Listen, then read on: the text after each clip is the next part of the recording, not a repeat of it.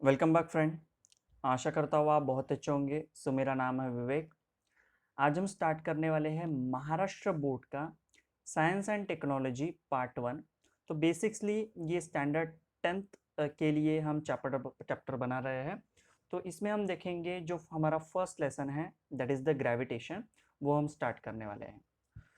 तो आपको अगर इस लेक्चर सीरीज की पीडीएफ चाहिए तो आपको क्या करना है, टेलीग्राम चैनल में जाके आपको yum@wiki इस नाम से सर्च मारना है। तो आपको वहाँ पे इस लेक्चर सीरीज की पीडीएफ मिल जाएंगी। एंड सबसे इंपॉर्टेंट चीज़, इस चैनल को सब्सक्राइब करना है। अगर इसका कंटेंट पसंद आता है तो please subscribe and like this channel.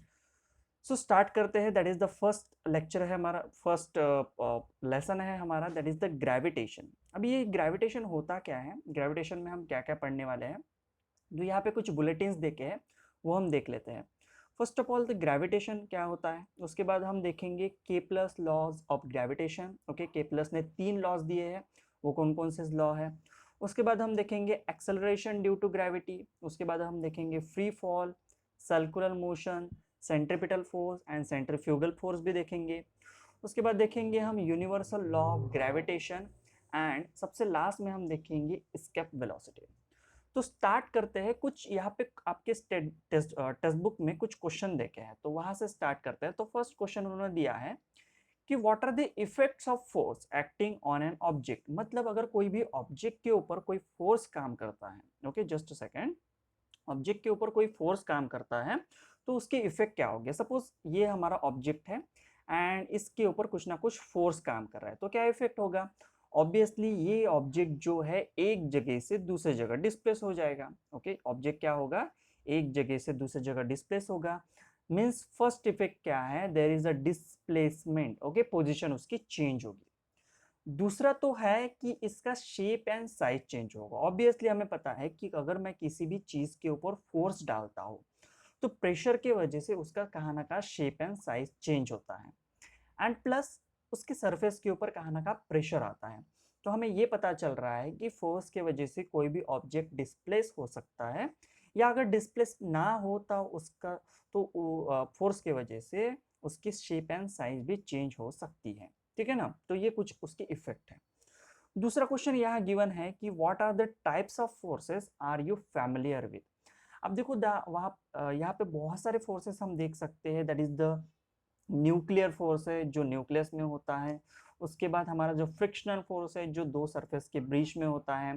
Centripetal force होता है, सेंट्रीफ्यूगल फोर्स होता है। ओके, सो बहुत सारे टाइप्स के हमारे पास फोर्सेस होते हैं। थर्ड क्वेश्चन है हमारा, what do you know about the gravitation. तो इसी के बारे में हम बेसिकली इस चीज में पढ़ने वाले हैं। ओके, सो नेक्स्ट स्लाइड पे चलते हैं।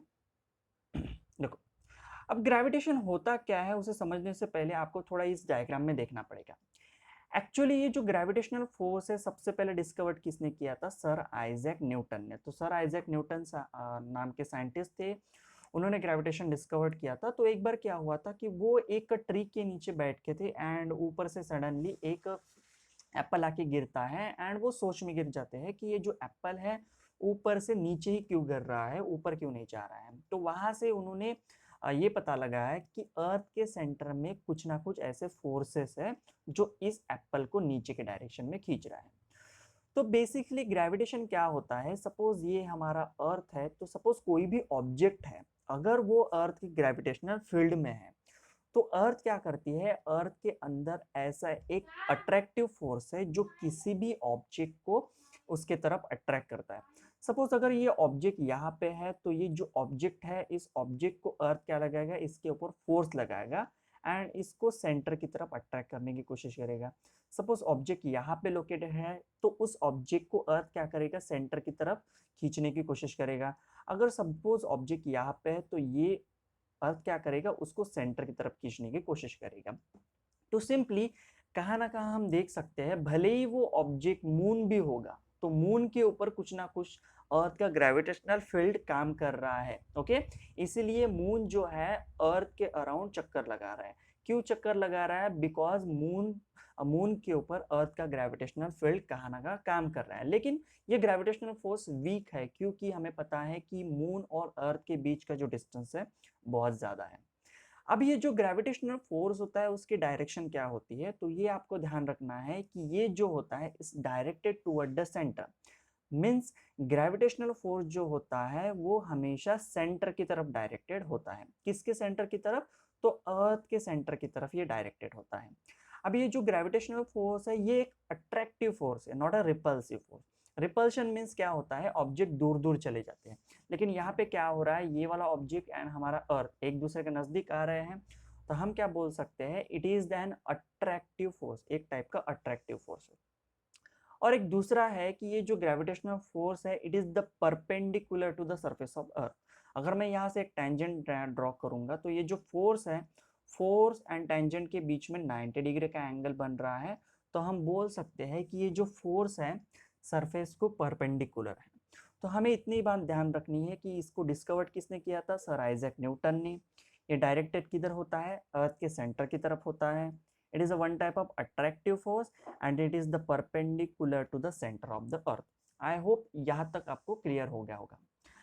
अब देखो ग्रेविटेशनल फोर्स ओनली अर्थ को ही होता है ऐसा नहीं है। देखो अर्थ को ही ग्रेविटेशनल फोर्स है ऐसा नहीं है, हमारा जो सन है उसके पास भी ग्रेविटेशनल फोर्स है, मून भी है उसके पास भी ग्रेविटेशनल फोर्स है, अदर कोई भी स्टार होगी, जैसा सबसे नजदीक वाला हमारा star that is the Alpha Centauri, उसके पास भी ग्रेविटेशनल फोर्स है। लेकिन ये जो ग्रेविटेशनल फोर्स है ये डिपेंड करता है ओनली उसके साइज पे ऊपर। अगर मैं बोलूंगा कि ये जो हमारा अर्थ है, अर्थ का ग्रेविटेशनल फोर्स है सपोज 1, ओके हम कंसिडर करते हैं अर्थ का ग्रेविटेशनल फोर्स है 1, तो मून का जो ग्रेविटेशनल फोर्स है वो अर्थ के ग्रेविटेशनल फोर्स का 1/6 है, क्योंकि अर्थ का जो साइज है वो बहुत ज्यादा है as compared to the moon. तो मून का साइज कम है इसलिए उसका ग्रेविटेशनल फोर्स भी कम है। लेकिन अगर मैं जुपिटर के साथ अर्थ को कंपैरिजन करता हूँ तो जुपिटर का जो ग्रेविटेशनल फोर्स है वो अर्थ से कहाँ ना कहाँ बहुत ज़्यादा है। एंड वैसे ही हमारा जो सन जो है उसका भी ग्रेविटेशनल फोर्स कहाँ ना कहाँ ज़्यादा है। इसलिए इसी ग्रेविटेशनल फोर्स के कारण हमारा जो सोलर सिस्टम है, सोलर सिस्टम में जो सारे प्लैनेट्स है, जितने भी स्पेस में ऑब्जेक्ट है, एस्टेरॉयड है, वो किसके चक्कर लगा रहे हैं, वो हमारे सन के चक्कर लगा रहे हैं, क्योंकि ये सन क्या करता है, उन प्लैनेट को उनके ऑर्बिट में पकड़ के रखता है एंड ये इसके चक्कर लगाते हैं। तो ग्रेविटेशनल फोर्स हर एक ऑब्जेक्ट को होते हैं, ओनली वो डिपेंड करता है शेप एंड साइज के ऊपर। तो हम नेक्स्ट स्लाइड के ऊपर चलते हैं। यहाँ हम थोड़ी इंफॉर्मेशन लेंगे एक साइंटिस्ट के बारे में जो बहुत ही फेमस है, जिनका नाम है सर आइजैक न्यूटन। तो बेसिकली इनका जो डेट बर्थ हुआ था वो 1642 में, ओके। तो ये इंग्लैंड के थे बेसिकली।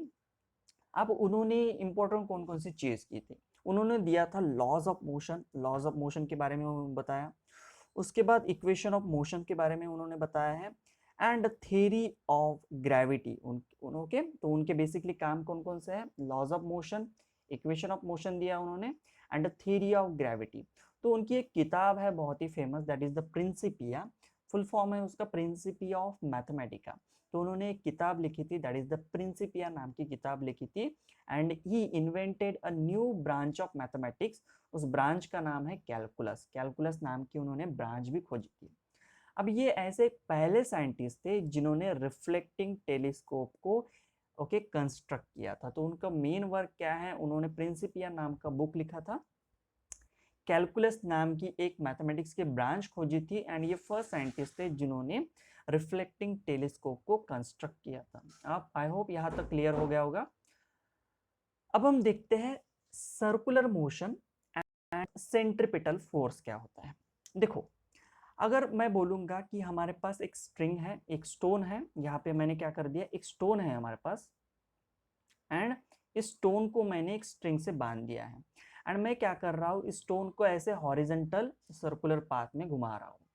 तो जैसे मैं इसे रोटेट करता हूँ ओके, तो उस स्टोन के ऊपर एक सेंटर की तरफ डायरेक्टेड फोर्स काम कर रहा है। ओके, स्टोन के ऊपर सेंटर की तरफ डायरेक्टेड फोर्स काम कर रहा है एंड उस फोर्स को हम बोलेंगे सेंट्रीपिटल फोर्स। ओके, तो सिंपली याद रखना है आपको, force acts on any object moving along the circle. तो ये जो फोर्स होता है हमेशा सर्कुलर पाथ में काम करता है। It is a directed toward the centre of the circle, this is called the centripetal force. तो ये जो फोर्स होता है सेंटर की तरफ डायरेक्टेड होता है। अब ये फोर्स क्यों काम करता है, उस ऑब्जेक्ट को सर्कुलर पाथ में रखने की कोशिश करता है, जो फोर्स सेंटर की तरफ डायरेक्टेड होता है। अब यहाँ पे ये जो सेंट्रीफ्यूगल पिटल जो फोर्स है वो कौन प्रोवाइड कर रहा है, जो स्ट्रिंग के ऊपर जो टेंशन है, इट मीन्स दैट स्ट्रिंग का जो टाइटनेस है उसे बोलते हैं टेंशन।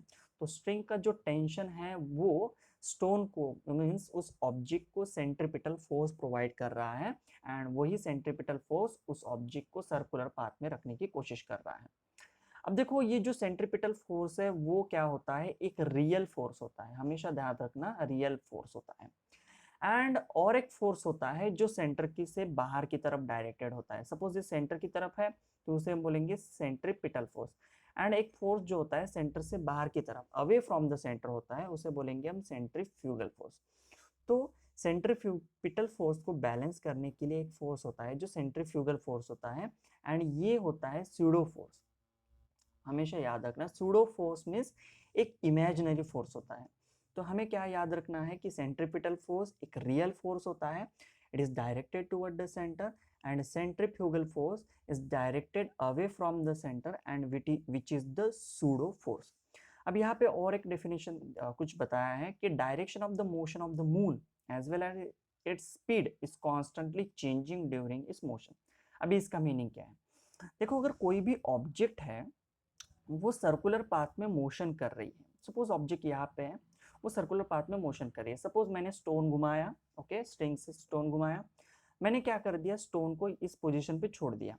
अब ये स्टोन कैसे जाएगा बाहर, सर्कुलर पाथ छोड़ के कैसे जाएगा, वो एक टेंजेंशियली जाएगा। अगर सपोज मैंने स्टोन को यहाँ पे छोड़ दिया है तो ऐसे टेंजेंट बना के जा रहा है। अब ये जो स्ट्रेट लाइन डायरेक्शन दिख रही है ये उसकी वेलोसिटी की डायरेक्शन है, ठीक है ना। तो अगर मैं किसी भी ऑब्जेक्ट को सर्कुलर पाथ मोशन करते समय ओके सडनली छोड़ देता हूँ, ओके वो सर्कुलर पाथ से बाहर चला जाएगा। एंड वो कैसे बाहर चला जाएगा, वो एक टेंजेंट बना के बाहर चला जाएगा। तो हम बोल सकते हैं कि एट द एवरी पॉइंट जो यहाँ पे जो ऑब्जेक्ट है उसकी डायरेक्शन चेंज हो रही है। पहले इस डायरेक्शन में, जब वो यहाँ पे आया वो इस डायरेक्शन में जा रहा है, वो जब यहाँ पे आया वो इस डायरेक्शन में जा रहा है। तो एट एवरी पॉइंट उसकी डायरेक्शन चेंज हो रही है। किसकी डायरेक्शन चेंज हो रही है, यहाँ पे वेलोसिटी की डायरेक्शन चेंज हो रही है। तो सिंपली हमें याद रखना है कि सेंटर में अगर कोई भी ऑब्जेक्ट सर्कुलर पाथ में ट्रैवल कर रहा है तो एक फोर्स काम करता है जो सेंटर की तरफ डायरेक्टेड होता है। एंड जो ऑब्जेक्ट है अगर वो सर्कुलर पाथ में ट्रैवल कर रहा है तो at every point the direction of the velocity of that object is changing, okay हर एक पॉइंट पे डायरेक्शन ऑफ वेलोसिटी उसकी चेंज होती है। तो यहाँ पे आपको इंपॉर्टेंट इतना ही रखना है कि सेंट्रीपिटल फोर्स क्या है, ओके। सो आई होप यहाँ तक आपको क्लियर हो गया होगा। इसके बाद भी हम सेंट्रीफ्यूगल फोर्स क्या है वो भी पढ़ेंगे। अगर इसके रिगार्डिंग कुछ भी डाउट हो तो आप मुझे कमेंट सेक्शन में पूछ सकते हैं। आई होप यहाँ तक क्लियर हो गया होगा। Thank you for watching my video.